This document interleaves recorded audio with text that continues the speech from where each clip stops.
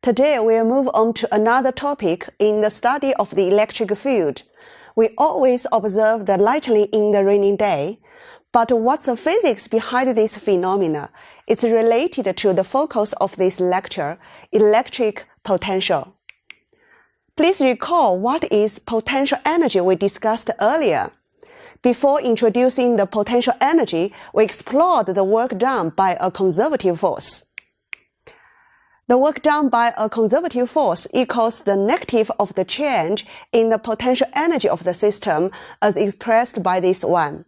So, when talking about the potential energy, we need to identify a system. Now, let's examine the electric force between charges. When the field is established in space, we put a test charge at some point. The test charge experiences an electric force, which is expressed by this equation. This force is conservative because the force between charges described by Coulomb's law is conservative. In this part, we identify the charge and the field as a system.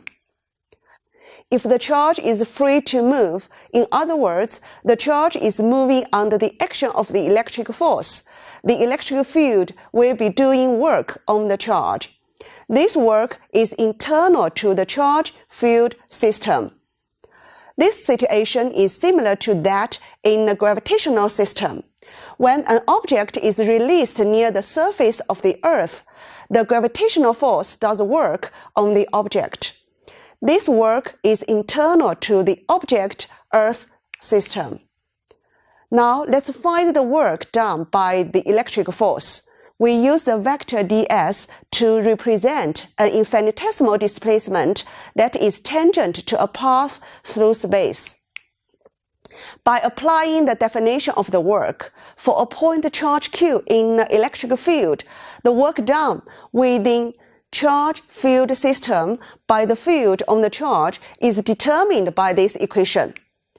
We know that the work done by a conservative force is equal to the negative of the change in the potential energy of the system. Hence, for a finite displacement of the charge from some point A to B, the change in the electric potential energy of the system is a line integral of the electric force. We could find the potential energy U for a given point at which the charge locates in the field, if we choose a reference point to be zero potential energy. For example, if we choose the electric potential energy at point B is zero, the potential energy at point A, UA, for the charge-field system can be determined by this equation. That means the electric potential energy at a point in the field is equal to the work done by the electric force when moving the charge from this point to the point where the electric potential energy is zero. Obviously, the electric potential energy is dependent on the test charge at that point. So, the potential energy belongs to the charge-field system. However, the dependence on the charge could be cancelled if we divide the potential energy by the charge. We introduce a physical quantity here that depends only on the source charge distribution and has a value at every point in the field. This quantity is called electric potential by using the symbol V.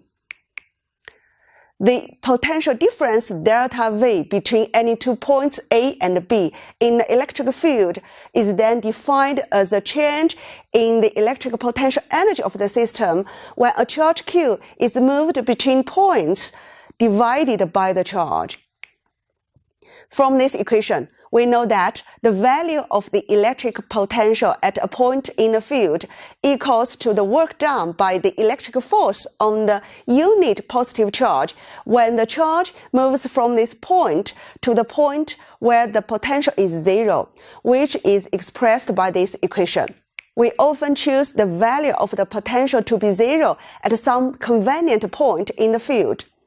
If the field is produced by a finite charge distribution, we take the value of the potential to be zero at infinity. For example, We could choose the value of the potential to be zero at infinity for a field due to a point charge.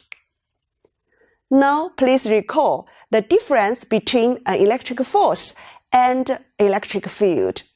An electric field exists only due to a source charge and independent on the test charge, while an electric force requires at least two charges: the source charge to establish the field and another charge placed in that field to serve as a detector.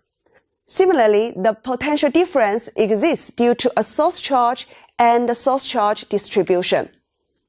The presence of the charge Q is not necessary to exist. But for a potential energy, we must have a system of two or more charges. The potential energy changes only if a charge is moved relative to the rest of the system. Let's now consider the situation in which an external agent moves the charge in the field. For example, if I move the charge from A to B without changing the kinetic energy of the charge, I did the work that changes the potential energy of the system, which is calculated by this one. So, if I move a 1 coulomb charge through a potential difference of 1 volt, the work done by me is 1 joule. Then, how to evaluate the electric potential in space when the electric field is created? I'm going to talk about it next lecture.